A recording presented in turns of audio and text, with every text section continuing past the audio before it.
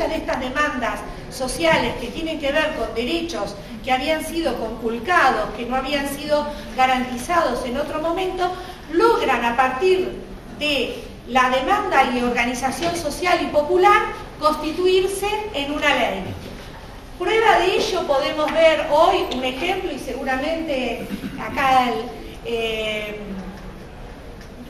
Federico va a tomar otros ejemplos, pero una que podemos hacer referencia, que apareció fuertemente en estos últimos días, ¿qué ley fue la que se reclamó, que todo el mundo descubrió que existía, pero que estaba reglamentada y que tenía un programa y que había sido desfinanciado por la gestión de gobierno actual del Estado nacional y provincial y municipal en todas sus esferas, que descubrimos ahora, muchos descubrieron, ahora que esa ley existía, que tenía un programa, que era una política pública, no una política social, que tuvo que ver con el debate de la despenalización del aborto. ¿Qué ley fue la que apareció así como fragrante?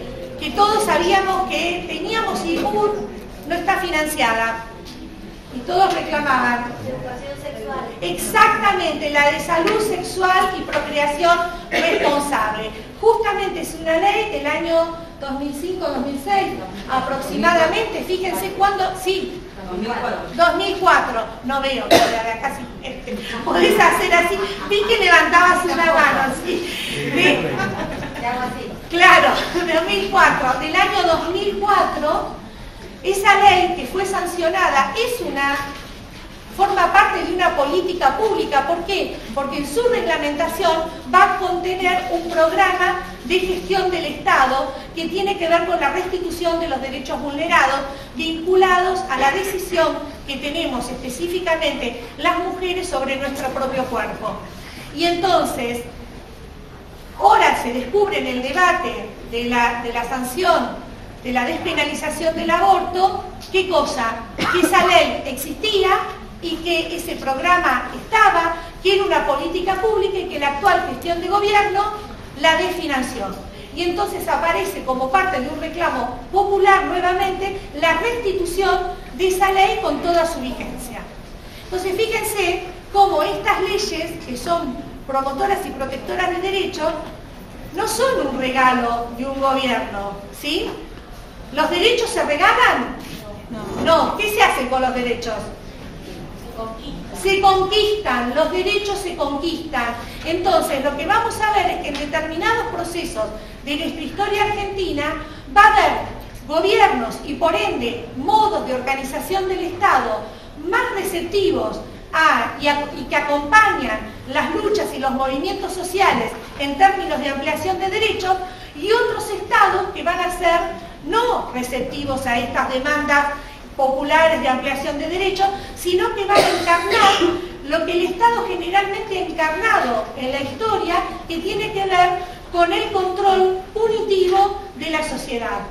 Porque ¿qué es el Estado? Justamente es el que tiene la autorización, porque nosotros delegamos en él, de ejercer la fuerza pública. Sin embargo, con esto que decía Tamara, en estos últimos 15 años en América Latina, nosotros pudimos presenciar un proceso de ampliación y restitución de derechos en toda América, que se dio por llamar el giro a la izquierda, que hoy se encuentra en pugna, en litigio, porque está conviviendo con algunos procesos que han ido a lo que se denomina derechización. ¿Por qué? Porque implican no sostenimiento de esta ampliación de derechos, implica una mirada, podríamos decir, conservadora respecto al orden social existente, en términos de intentar mantener el status quo y en pensar las sociedades sin conflicto social. Y cuando hay conflicto social por demandas insatisfechas, por derechos conculcados, ¿qué es lo que se hace? El Estado generalmente interviene de una forma punitiva, represiva y de control, ¿sí?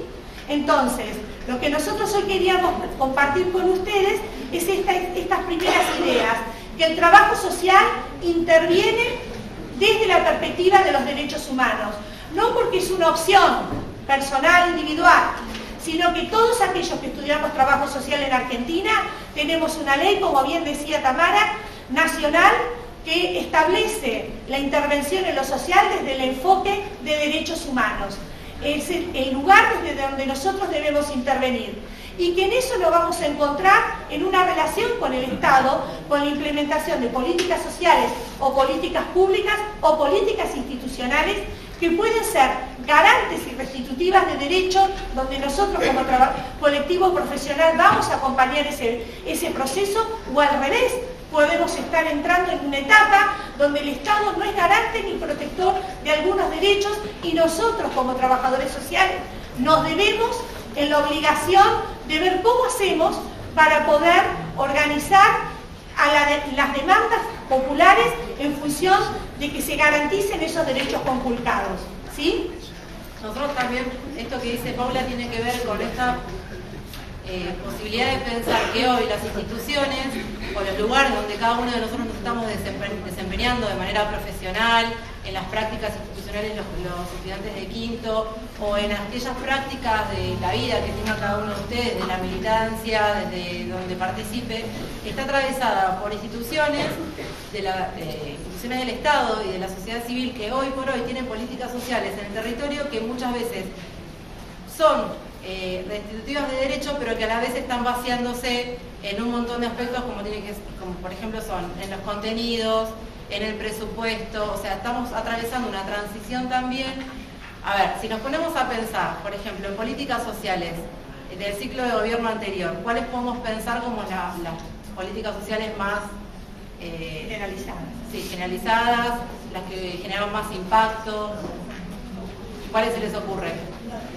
La asignación universal. ¿Y qué otras, por ejemplo, que ustedes, por ejemplo, como estudiantes de la universidad, el progresar?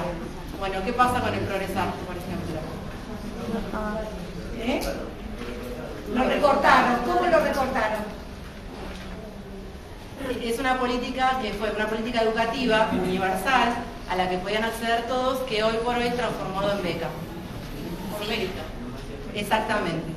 Entonces, podemos pensar, hay un titulito de un artículo que empezamos a escribir, que Paula denominó lo que el cambio no se llevó, que tiene que ver con esto, empezar a pensar qué políticas sociales tenemos, que están vigentes, pero que que tenemos que ver de qué manera estas políticas hoy están siendo atravesadas en las instituciones y de qué manera nosotros los trabajadores sociales nos posicionamos ante eso, porque lo que sucede es que muchas veces a los servicios, a los lugares donde nosotros formamos parte, la gente acude solicitando estos recursos que sabe que existen y que están y que por ley le corresponden, pero muchas veces no pueden tener respuesta.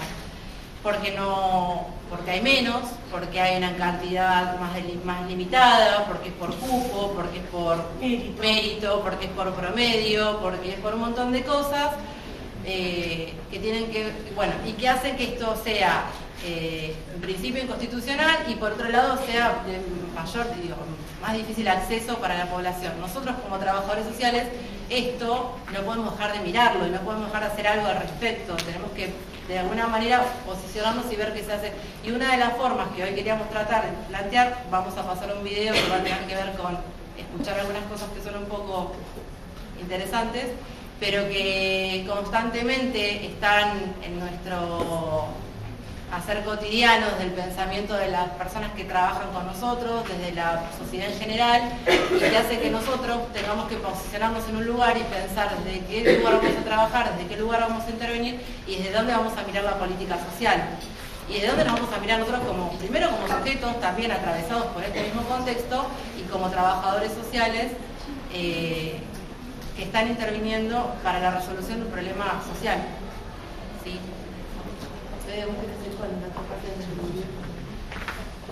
Bueno, yo lo que voy a intentar hacer es relacionar lo que están diciendo tanto Paula como Tamara con el mundo jurídico. Como ustedes saben, todas las políticas públicas están reguladas normativamente y tienen que adecuarse a las normas de mayor jerarquía de nuestro ordenamiento jurídico. ¿Cuáles son las normas de mayor jerarquía de nuestro ordenamiento jurídico? La Constitución Nacional y los tratados internacionales. Los tratados internacionales que tienen jerarquía constitucional, que son solo algunos que están en el 75 y inciso 22, que son todos de derechos humanos, no cualquier tratado internacional, ¿sí? Entonces toda política pública se tiene que adecuar a ciertos principios que se derivan tanto de la Constitución como de estos tratados. Eso es lo que exige el enfoque de derecho, justamente, ¿no? Yo lo que le vengo a hablar es de algunos principios que todas estas políticas públicas tienen que respetar, y en particular en este escenario de retroceso de derechos y de retroceso, ¿no?, de la intervención estatal justamente en políticas públicas, para que ustedes tengan ciertas herramientas para decir que esto, ¿por qué es inconstitucional esto? También dice, bueno, es inconstitucional, pero ¿por qué es inconstitucional? Bueno, yo lo que vengo a tratar de hacer es a responder en estas preguntas. ¿Por qué es una obligación del Estado no retroceder en materia de políticas públicas? Lo que yo voy a explicarles es que es una obligación internacional que tiene el Estado. Básicamente, hay 5 principios de los que les voy a hablar que tienen que respetar toda política pública. En primer lugar, lo que se conoce como principio de efectividad. En segundo lugar, lo que se conoce como principio de progresividad. En tercer lugar, el principio de igualdad y no discriminación. En cuarto lugar, la justiciabilidad. Y en quinto lugar, la participación ciudadana. Cuando hablamos de políticas públicas, básicamente lo que hablamos es de dar, de otorgar, a partir de las conquistas, digamos, de la lucha, porque si no, no se da nada, de reconocer, tal cual, derechos a todas las personas, ¿no? ¿Qué pasa con qué es el principio de efectividad?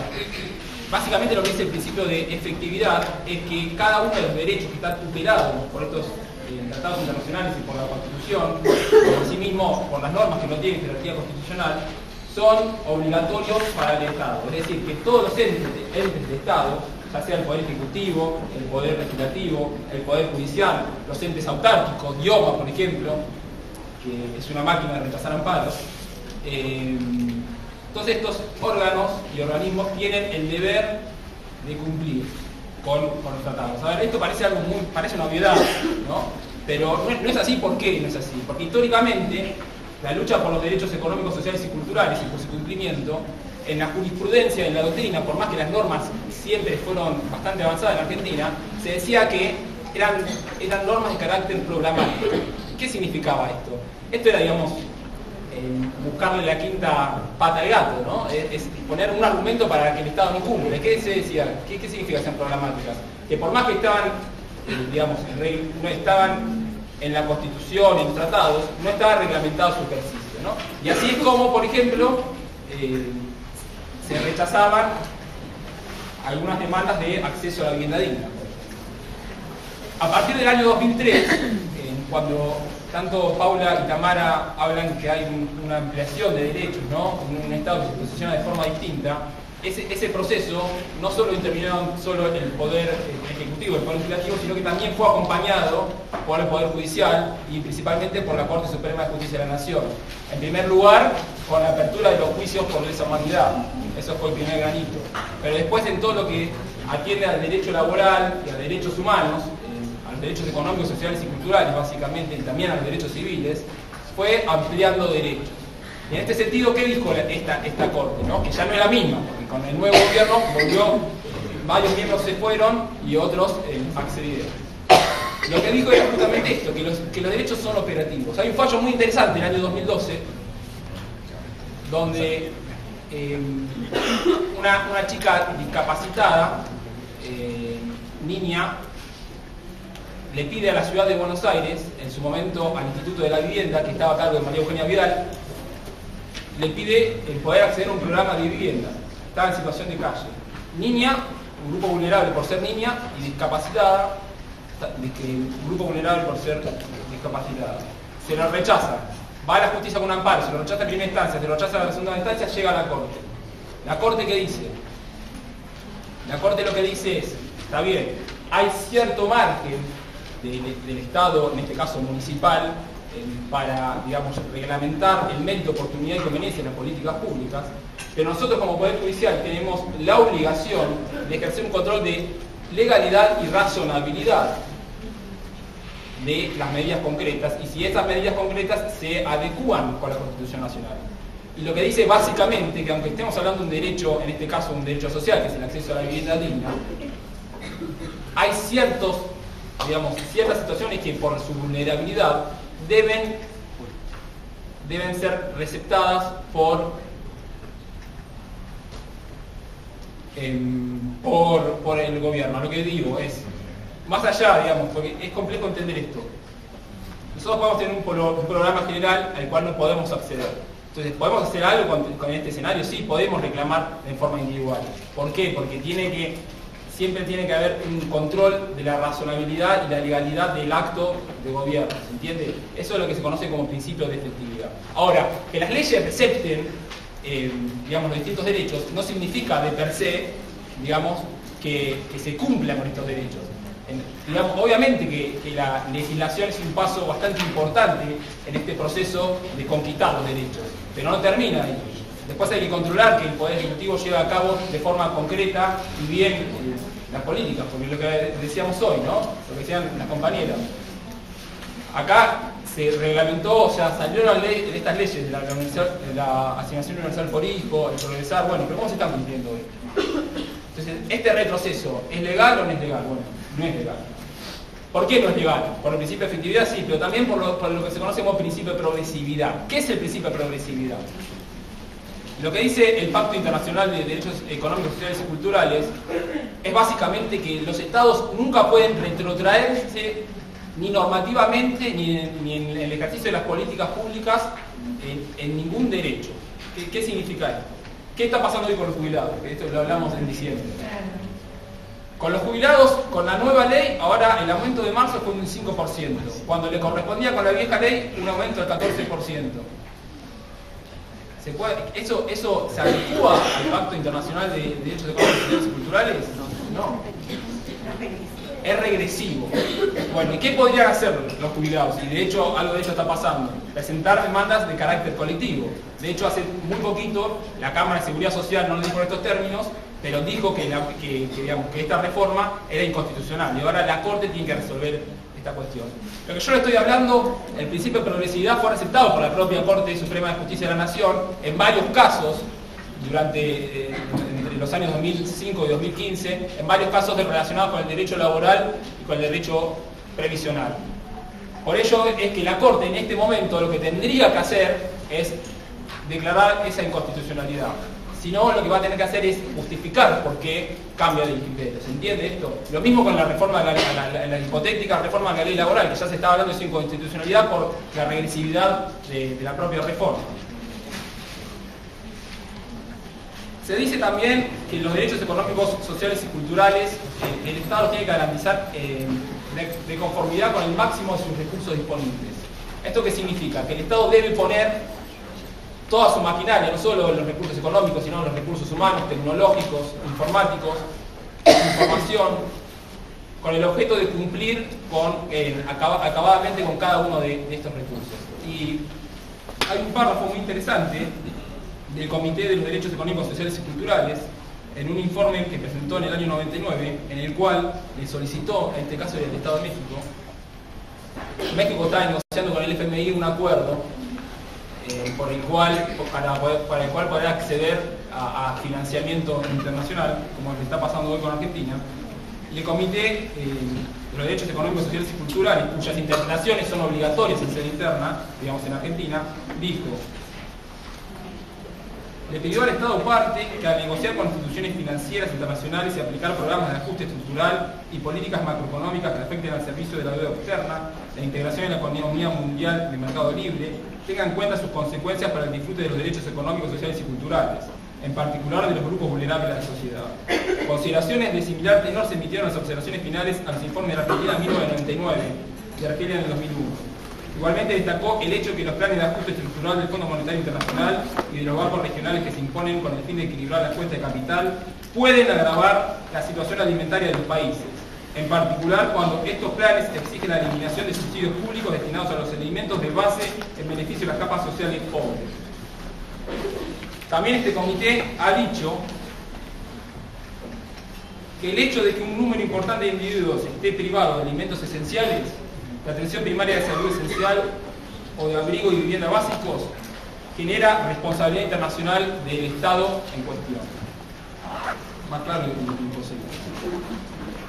En Mar del Plata, siguiendo hablando del principio de progresividad, me gustaría ir a lo local, hay un ejemplo muy concreto. Cuando asumió el nuevo gobierno municipal, decidió, obviamente, unilateralmente, aunque en el presupuesto que se le aprobó no se dijo nada al respecto, decidió cortar, digamos, todos los fondos, o casi todos los fondos destinados a los almacenes culturales, a las actividades culturales destinadas a niños, niñas y adolescentes en todos los barrios de Mar del Plata, y también lo que se conocía como educación informal, los PEGA, conocidos como PEGA.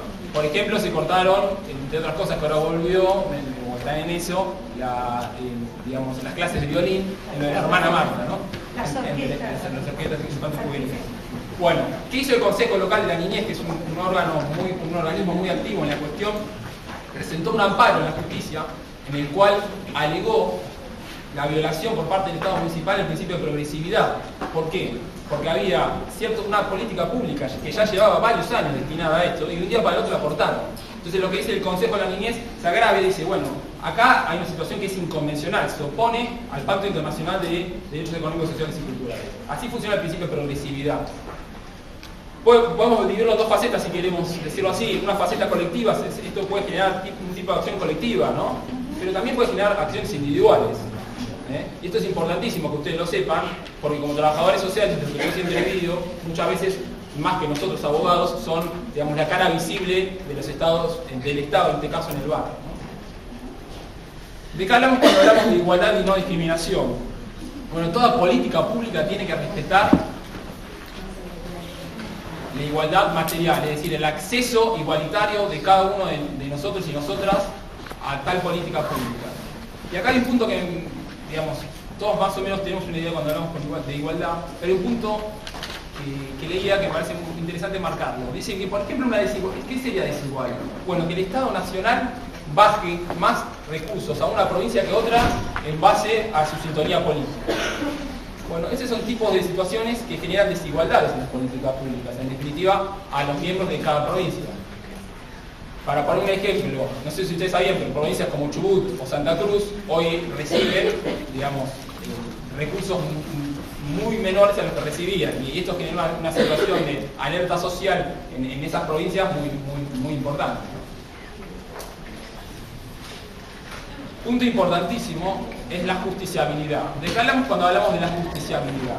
Bueno, los derechos, para poder ser efectivos y realmente hacerlos valer, tienen que poder hacerse, digamos, tienen que poder contar con una herramienta eficaz y eficiente de acceso a los tribunales. ¿Esto qué significa? Que cada uno de nosotros sepa que estos derechos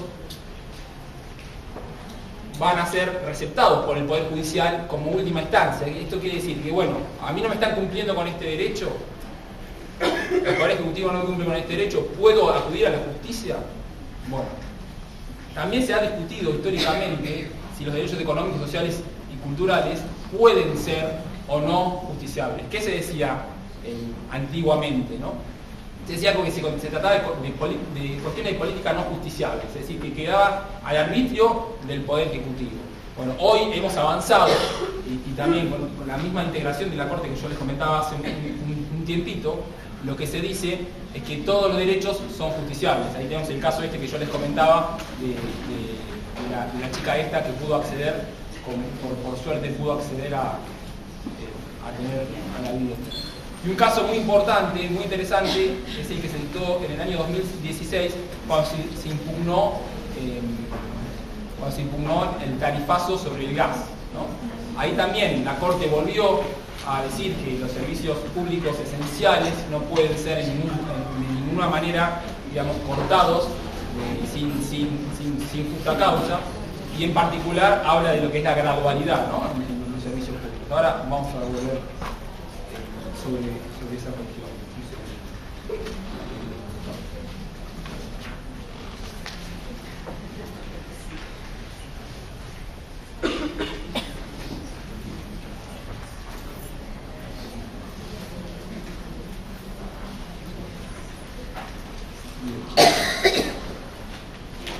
El último punto que tenía para marcarles es la participación en el diseño de las políticas públicas, que se conoce también como empoderamiento ciudadano. este no es un requisito, digamos, o un principio que se deba aplicar en todos los casos, es decir, no todas las políticas públicas necesariamente deben tener participación ciudadana, pero es aconsejable que así sea, y a mayor grado de participación ciudadana, menor va a ser la posibilidad de poder impugnar esa política pública por antidemocrática, en realidad por ser inconstitucional, por ser antidemocrática. Hay dos materias específicas, que es la materia ambiental y justamente la materia del consumidor, que la Constitución reformada del 94 exige la participación justamente la participación ciudadana como requisito constitucional. En el fallo que yo les comentaba, del 2016, la Corte reconoció que la participación ciudadana en la toma de decisiones públicas con un contenido amplio, traduciendo una faceta del control social que puede manifestarse de maneras distintas y cuya ponderación ha sido dejada en manos del legislador, a que corresponde prever mecanismo que mejor asegure que haya participación en cada caso. Es decir, la Constitución estipula que toda cuestión relativa a servicios públicos esenciales, gracia, luz, agua o gas, debe contener con un mecanismo de participación eficaz de la sociedad el que deberá ser contemplado por cada una de las leyes relativas de los servicios. Y por eso es que, por la falta de audiencia pública, en ese momento dictó la inconstitucionalidad. Con el mismo argumento ahora, el juez Ramos Padilla de Dolores ha frenado nuevamente el aumento de gas porque justamente no hubo un llamado genuino a la audiencia pública. Esto no se trata de hacer un circo, de decir, bueno, vamos a hacer una audiencia pública, me hago el que escucho y se termina. ¿En qué consiste esto? En tener en consideración las críticas y después, en base a eso, reformular la política o, en su caso, explicar y justificar el porqué de esa política. Ojo, que esto también siempre, acá está jugando siempre el principio de progresividad que hablaba, ¿no? Y el principio, dice la Corte, el principio de gradualidad. Nosotros no podemos de un día para el otro, si nos suben el sueldo un 20%, ojalá nos suban un 20%, porque ni eso, aumentar las tarifas un 400%. ¿Dónde está la gradualidad de la que se habla? ¿Sí? ¿Se entiende esto? A mí, una última cosa que me gustaría señalarles y remarcarles es ¿qué hace el control judicial? ¿Qué es lo que puede controlar el Poder Judicial? Bueno, el Poder Judicial lo que puede controlar es que se cumpla el núcleo básico de los derechos y lo que se denomina el control de razonabilidad y legalidad. Me gustaría que les quede claro esto. Es decir, el Poder Judicial no se va a meter en el mérito, oportunidad y conveniencia de cada política pública, porque eso es una materia librada, digamos, justamente a las personas que son nuestros representantes que ganan las elecciones. Ahora, ¿eso les da un margen para violar sistemáticamente los derechos humanos? No. Bueno, ahí entra el Poder Judicial y tienen que realizar indefectiblemente este control de legalidad y razonabilidad. Me parece que eso básicamente, no sé si tienen alguna duda, después podemos seguir poniendo ejemplos, me parece que por ahí es la forma más interesante. Sí, por ahí ahora estaría bueno que veamos el video y después abrimos el espacio a preguntas.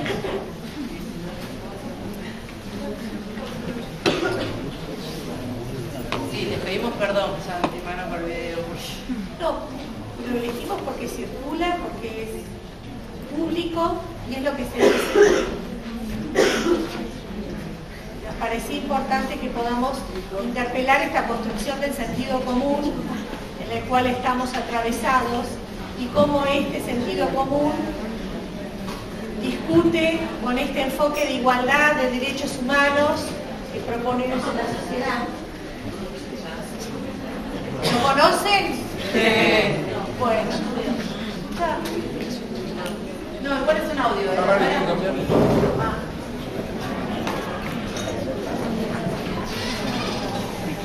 Nos parece que él no él como locutor, sino que él encarna un pensamiento que está en nuestra sociedad.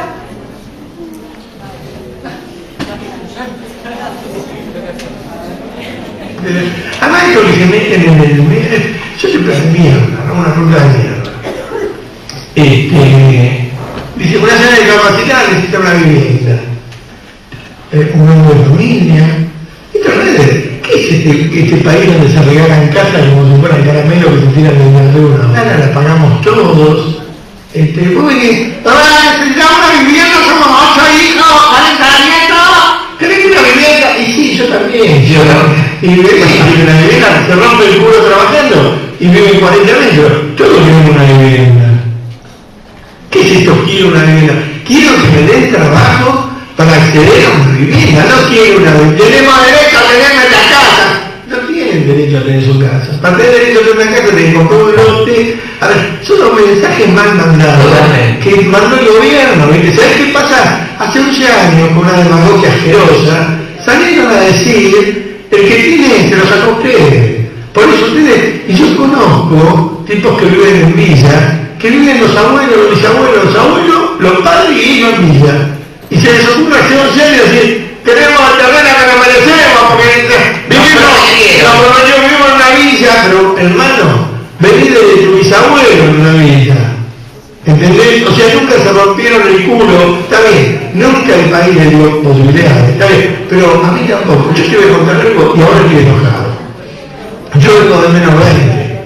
Lo único que me dejó mi viejo fueron deudas de enfermedad, la casa hipotecada, con deuda. 3 veces tuve que pagar la casa de mi viejo, yo, laburando yo, por los embargos que tenía. Me rompí el culo, luché toda la vida. Pero vos no sabés, yo te cuento mi vida, te puedo escribir un libro. Y sin embargo, yo nunca fui a pelear. Al contrario, cuando me ofrecieron en la época de conseguir un cargo, dije, no, yo me la hago laburando. Cuando laburo en radio y algún político viene a mi programa, me dice, no, vos decime, nada, venía a hablar de lo que quiero ver, yo te quiero preguntar, no acepto dádivas, no tengo una cajita que diga voluntad. A ver si me entendés. Entonces cuando algún pelotudo de esos pelotuda, nos merecemos una casa, porque tenemos 8 hijos, estamos 6, todos se merecen una casa, todo el mundo se merece una casa, laburando rompiéndote el orto. Todos se merecen una casa. Y te digo más, y esto va para los extranjeros, porque en este país a mí me dicen, anda a tu país a pedir eso, acá voy a laburar. Anda a tu país a romperle los huevos al presidente de Bolivia, de Perú, de Estados Unidos, de Rusia, anda a romperle las pelotas a tu presidente, no al mío. Que queremos una casa, tenemos derecho a tener una casa, porque nosotros, sí, tenés derecho a tener una casa, rompete el norte y laburar, hermano. Fíjate los albañiles, los pintores, las señoras que trabajan en casa de familia, los pendejos de la villa que estudian aquí en su casa. Y su casa de ladrillo, linda y con todo. ¿Qué mierda querés que te dé? Vos ponés en el medio de la calle, ponés un cartón y te tengo que dar en medio de la calle porque estudio. ¿Pero quién te convenció de que el país les pertenece? ¿Pero qué te pasa, hermano? ¿Qué mierda tenés en la cabeza? Por culpa de los chorros, por culpa de la inserción de mierda social que se hizo, yo me quedé sin casa, ¿entendés? Me quedé en pelota, yo tenía mi casa y me quedé en pelota con una casa que me prestó Ignoto en Tigre. Y tengo los muebles de un guardamuebles, quedé en la calle, en pelota, y tengo que salir a la calle con un cartel con mi familia. Tengo mi mujer enferma, tengo mi hija, mi nieta, quiero una casa, me la merezco, laburé 61 años como un pelotudo, de los veranos, pago el 50% al gobierno, me merezco la casa, el gobierno no debe estar, pongo una carta y glue, me meto adentro y digo, este terreno me pertenece, porque a mí el Estado no me cuidó, y me afanaron la casa y la tuve que reventar, entonces me dice, te y vender al 10% de lo que valía, porque había un muerto adentro, y no me la quería comprar nadie, la reputa madre que la español, ¡justicia! No, vengo a laburar, me levanto, golpeando los fines de semana con la gamba que me duele, me rompo el orto como mis compañeros saben cómo me rompo el orto, laburo a la mañana, el mediodía, a la noche, los fines de semana, y estoy pagando como puedo una nueva casa para tener un hogar más difícil. En realidad esto dura 12 minutos. Tienen partes muy interesantes que tienen que ver, no sé, se mete en hay cero perspectiva de género, habla del sexo y los planes sociales y los embarazos y las desprolijidades sexuales de las negras villeras. Así que esa parte se la dejamos para cuando pueda. En realidad, la idea de poder escuchar esto, que sí es bastante desagradable en un montón de aspectos, tiene que ver con esto que decíamos recién de pensar que esto no está tan alejado de la realidad, digamos, no lo piensa Babi Checopar como un comunicador social que tiene un programa de radio y lo piensa él y los poquitos que lo escuchan, sino que es mensajes y pensamientos y posicionamientos de un sector muy grande de nuestra sociedad y que tiene que ver con el tema de hoy, con esto de pensar qué son los derechos y quiénes tienen derecho. Y una de las cuestiones que nosotros como trabajadores sociales tenemos que interpelar justamente estos posicionamientos, pensar, porque existe, y no existe eso en la sociedad comúnmente solamente entre los vecinos, sino que existen desde las personas que tienen lugares de poder en las instituciones, que hay quienes se merecen y quienes no tener o acceder a determinados recursos. Este criterio de selectividad o de poder ser como una especie de escribano de la pobreza y determinar quién es más pobre o menos pobre, y quién le corresponde, quién no le corresponde, quién se lo ganó y quién se esforzó más, todo el mérito que decía acá la compañera, son opiniones y perspectivas que circulan constantemente en todas las instituciones, en el territorio, y que hacen que nosotros tengamos que todo el tiempo estar interpelando estas posiciones y haciendo algo al respecto, y que a la vez también interpelarnos a nosotros mismos, que de todo esto nos atraviesa a nosotros también como trabajadores sociales y de qué lugar nos vamos a parar en función de esto. No sé si alguno quiere hacer alguna pregunta, comentario. Sí, no, a mí me parece que por ahí, sí, esto representa un poco a gran parte de la sociedad, y también da respuesta a lo que dice el gobierno, ¿no? Tenemos una gobernadora que dijo que no podemos llenar de universidades públicas porque los pobres no llegan. Entonces esto creo que también es una representación del gobierno de turno, y nosotros como trabajadores sociales esto nos tiene que preocupar porque representa a la mayoría, porque si el gobierno hoy está donde está es porque la mayoría lo votó. Entonces tenemos que fijarnos y pararnos en una posición de lucha, me parece a mí, porque es la única manera que nosotros vamos a poder llevar adelante esto de lo que hablamos, la defensa de los derechos humanos, y bueno, todo lo que nos incumbe como trabajadores.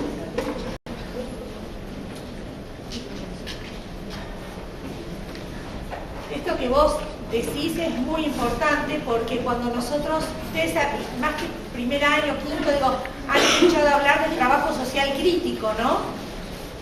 ¿Les hablan del trabajo social crítico? ¿Sí o no? ¿Más o menos? Bueno, ¿qué se entiende por trabajo social crítico? Un trabajador social que adecúa a las personas que tienen problemas o conflictos a las instituciones, o que interpela el orden social instituido. ¿Qué es ser un trabajador social crítico?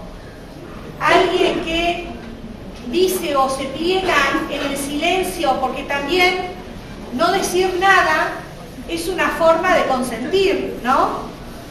Que no tienen derecho a acceder a las universidades si no decimos nada, que no tienen derecho a querer tener una casa, que no tienen derecho esos negros, entre comillas, a querer ser iguales a nosotros. A ellos no les corresponde. Quien no dice nada de esto forma parte del trabajo social crítico, de un trabajo social que se piensa desde la promoción y garantía de los derechos humanos. ¿Eso forma parte de un pensamiento crítico o de un pensamiento conservador? No decir nada y ser cómplice silencioso desde el trabajo social de estas posiciones que se instalan en nuestras instituciones, que, como bien decía Tamara, somos los que definimos en este momento donde las políticas sociales y públicas no son universales o no tienden a la universalización. ¿A qué tienden? A ser focalizadas, a tener que estar pensando a quién le corresponde o quién no le corresponde acceder a esto.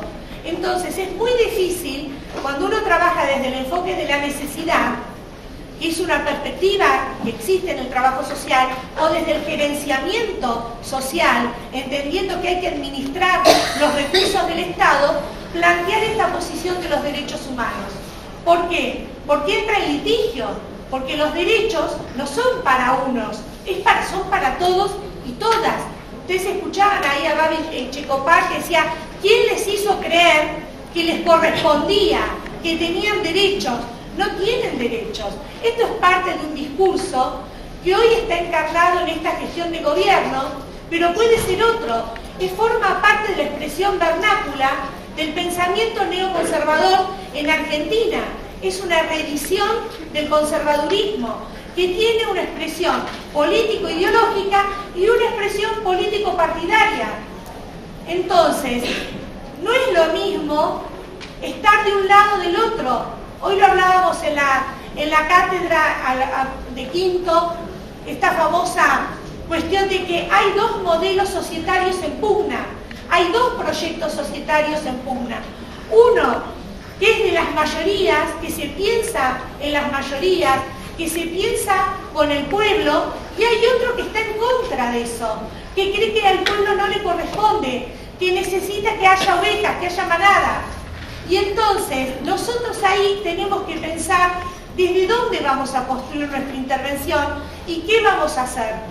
Porque cuando se cerró el FEBA, cuando se cerraron las orquestas infanto-juveniles, cuando se recortaron los programas sociocomunitarios, ¿qué es lo que se restringió para muchos pibes y pibas de nuestro barrio? ¿Qué se restringió para ellos? La posibilidad de elegir. Las posibilidades de elegir y tener acceso a qué cosa, a qué derecho, A la educación. a la educación y a la cultura y a la recreación, y al deporte. Sí, ¿vos qué querés decir? A mí me parece que más un tiene que darse en ambos partidos, porque yo creo que está hablando mucho de un partido y no tendría que ser así, porque no todo lo que corresponde al partido no es radical. Y yo estoy con el radicalismo y yo me doy cuenta de que ayuda y que el gobierno que está ahora en turno no es la forma que están planteando, no es así. Lo que dijo la gobernadora Vidal fue que los pibes no llegaron a la universidad porque tenía que destinar la plata a la educación, a eso tiene que destinar la plata. No quiso decir que la gente pobre no llega, quiso decir, y se malinterpretó todo y se llevó al gobierno como si fuera algo malo. Y yo creo que esto es un esfuerzo, no más que porque la verdad que yo con más que lo comparto, al igual que toda la mitad se comparte, pero yo creo que el machismo, no solamente el machismo, sino todo, la cuestión del gobierno está buscando que arreglar todo lo que está mal, porque ahora el Estado no lo tiene. Bueno, eso es yo interpreto que diciendo que no se puede, que otro tipo de gobierno es correcto, yo creo que hay que dar espacio a la democracia y aceptar lo que está pasando. Sí, por supuesto.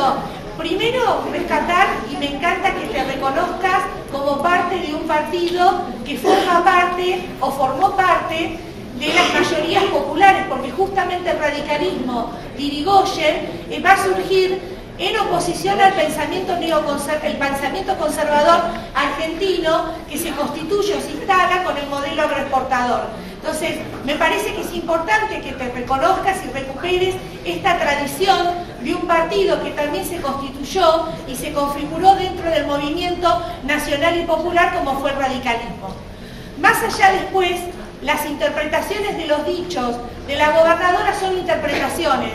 Hay un enunciado y hay modos de escuchar.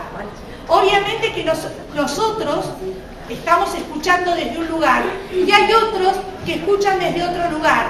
Y esto es parte de las diferencias que existen en este momento que se encuentran en pugna. Por eso en todo momento estamos haciendo referencia de que hay dos perspectivas, de que hay dos modelos y que hay dos posiciones que están en litigio también en el trabajo social y que tienen que ver con consideraciones respecto del orden social existentes diferentes, unas que creen que las desigualdades sociales, la diferencia de clases son necesarias y que forman parte constitutiva de la sociedad, y otros que creemos que es necesario mayor igualdad social, que es necesaria una distribución equitativa del ingreso diferente y que para eso consideramos que el Estado tiene que tener un rol protagónico en la redistribución equitativa del ingreso.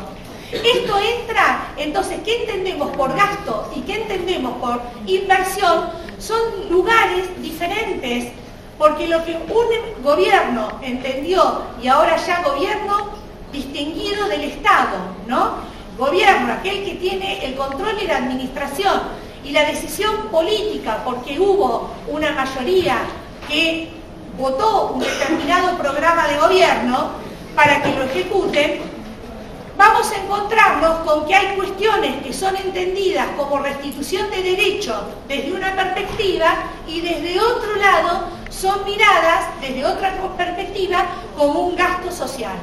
Entonces, el subsidio, para poner un ejemplo, al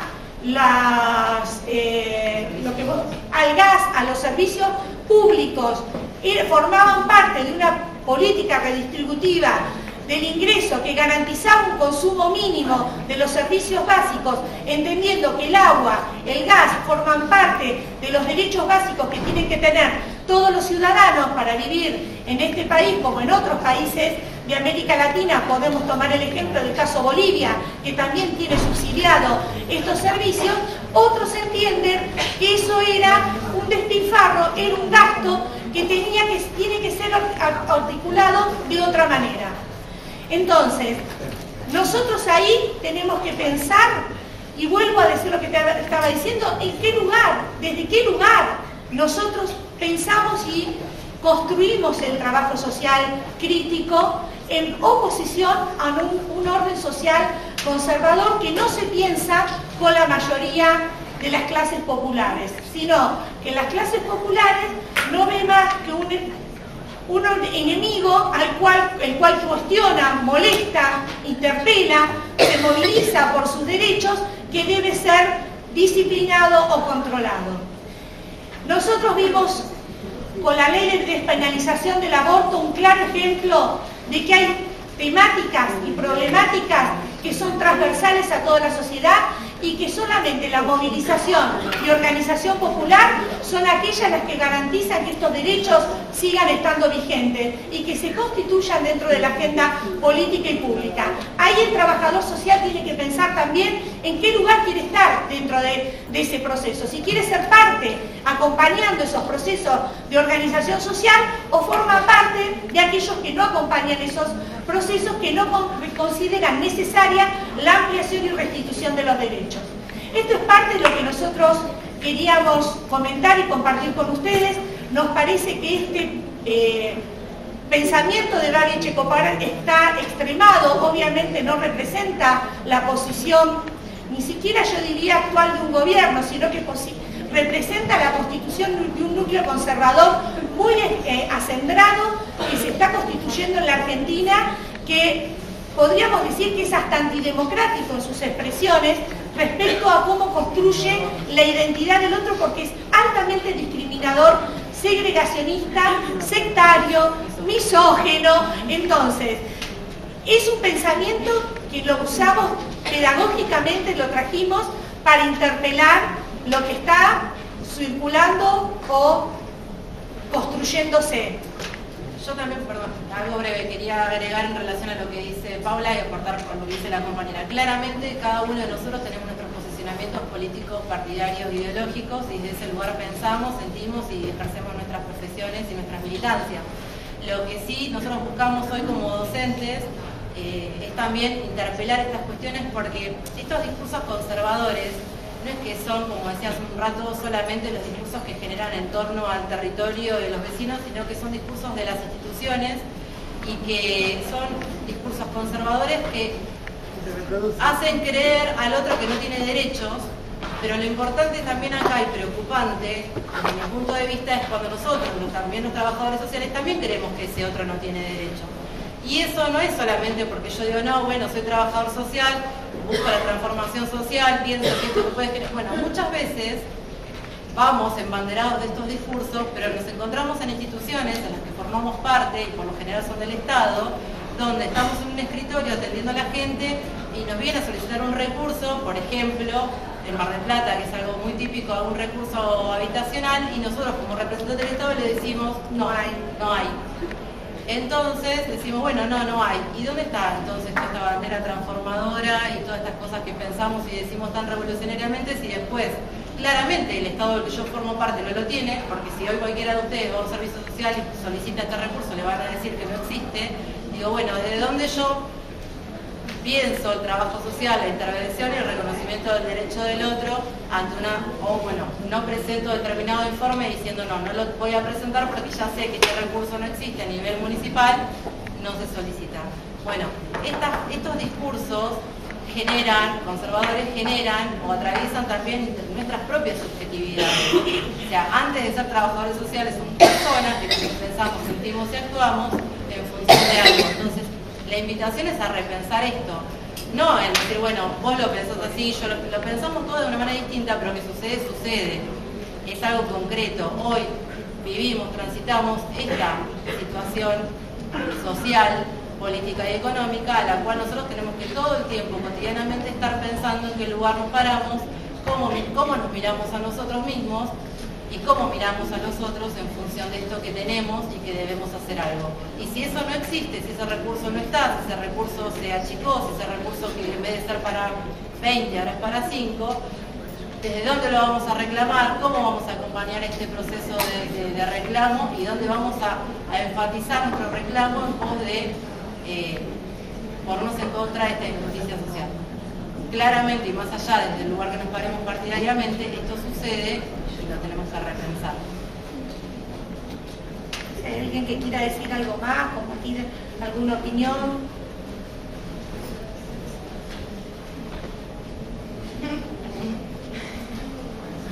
Yo me quedé pensando un poco en la reflexión de la compañera, la estudiante.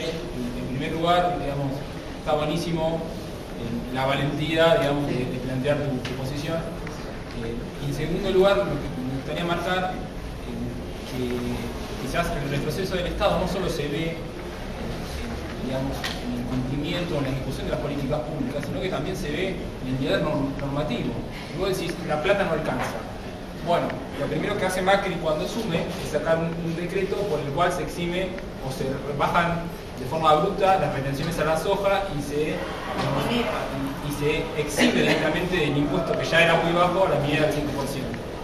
Esa cantidad de recursos el Estado le dejó de proveer. Y por el mismo lado dicen, bueno, tenemos que subir los servicios públicos que afectan a los usuarios, a todos los usuarios y a las pymes, porque estamos despilfarrando y no nos alcanza la plata. Entonces, uno cuando analiza el marco normativo, también ve un retroceso y yo no sé si pasa tanto si por la plata no alcanza o por de dónde sacamos esa plata, ¿no? Me parece que es un poco eso. Si uno analiza el marco normativo en general, también en materia, yo pensaba, en materia de inmigración.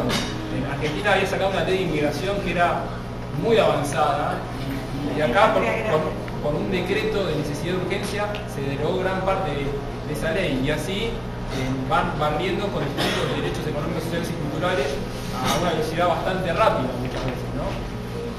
Y bueno, el rol que tienen los medios de comunicación también es innegable.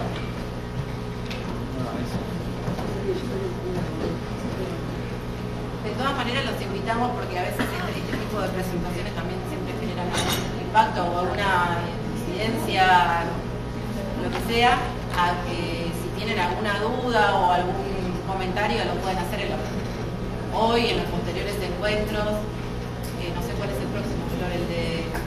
Es el último antes de un receso, ya el próximo es el 14 de agosto. ¿Qué es el de educación? El de educación. ¿Tiene otra? ¿Hasta dónde llega la intervención del trabajador social en el caso que decía usted de saber que la institución no va a poder responder con la necesidad que plantea la persona? No porque no queramos, sino porque no existe. ¿Hasta dónde llega? Claro. En realidad, hasta donde se pueda, dentro de los marcos normativos y dentro de lo que, digamos, dentro de lo que es nuestro código de ética, nuestra ley de ejercicio profesional enmarca nuestra intervención. Y de ahí, nosotros al ser una profesión autónoma, por más que seamos parte y empleados de un organismo, de una institución, tenemos derechos y obligaciones como profesionales del trabajo social y dentro de ese paraguas normativo, de ese marco normativo, vamos a poder avanzar hasta donde el marco normativo nos permita. Hoy por hoy, inclusive también lo que sucede, y a mí me sucede, yo hace 12 años que ejerzo la profesión más o menos, yo me recibí en el 2006, cuando empecé a trabajar, y de hecho esto lo hemos comentado, se lo he comentado a Paula, cuando me inserté laboralmente había un abanico de políticas sociales donde por ahí era mucho más fácil moverse a nivel profesional porque sabías que ante determinado derecho, estemos de acuerdo o no estemos de acuerdo, ante determinado derecho vos acudías a un lugar y había una necesidad que se podía satisfacer. Hoy no sucede exactamente lo mismo. Inclusive es un momento hasta de aprendizaje al interior de mi propio círculo profesional, decir, bueno, ¿qué hacemos ante esto? ¿Y a dónde vamos? ¿Y qué hacemos? Porque tenemos que estar acá defendiendo a la gente, defendiendo los derechos que se están vulnerando, defendiendo los derechos que como trabajadores también tenemos, porque nosotros acá nos dicen que tenemos que hacer algo que no lo podemos hacer, o que por ahí nos dicen, bueno, ustedes tienen que trabajar y estar en ese territorio para hacer algo, y cuando estamos ahí no tenemos el cómo.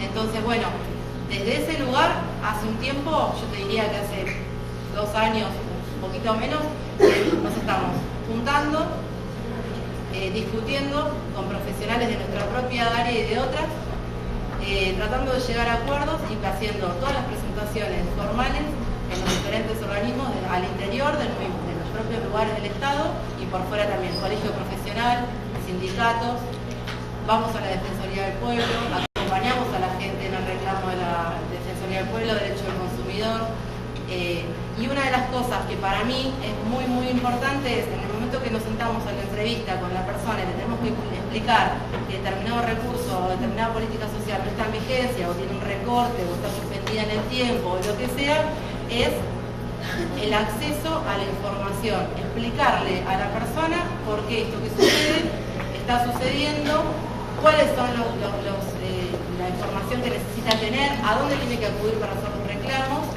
y ofrecerle todas las herramientas para que pueda hacer las denuncias correspondientes, el reclamo correspondiente y también acompañarnos en ese proceso. Que parece algo muy pequeño, perdón, Flor, ya termino, parece algo muy pequeño, pero no lo es, porque el acceso a la información y el derecho a tener conocimiento es fundamental. Mucha gente no sabe que ese derecho está siendo vulnerado y que lo puede reclamar y que hay un marco normativo que lo ampare. Y esa es función nuestra, hacer saber eso. No, yo lo que decir es básicamente lo que vos dijiste. En relación a eso que vos dijiste y repensar nuestra intervención también a partir de ese discurso que escuchamos de este señor que no sé, comunicador social, ponele. Que cuando ese discurso, que acá está extremadamente expuesto, pero está muy diseminado en todos los ámbitos de la sociedad, cuando ese discurso es asumido por esos grupos vulnerables también. Esto creo que lo vimos en todas las clases del seminario. Pasa mucho con el derecho penal. Exacto. Cuando este discurso es asumido por esta población, me parece que nosotros tenemos mucho que hacer de nuestra intervención, en de construirlo y de construirlo con ellos mismos, más allá de que en otras instancias se siga reproduciendo este discurso, pero poder problematizarlo y trabajarlo como ellos, como quienes residen y quienes muchas veces asumen este discurso y no se sienten merecedores de estos derechos. No se sienten, no se consideran y en consecuencia no reclaman y no acceden a esta justicia que Federico explicó que debería actuar en estos casos. Entonces, bueno, ahí engancha junto con lo que vos dijiste de trabajar este aspecto. Me parece que tenemos mucho que hacer ahí. ¿Alguna pregunta, comentario más y lo vamos cerrando? ¿No? Bueno, les agradecemos muchísimo.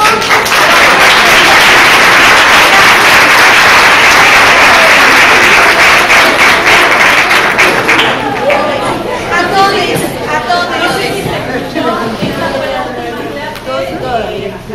Después del receso, la próxima va a ser el 14 de agosto. Vamos a ir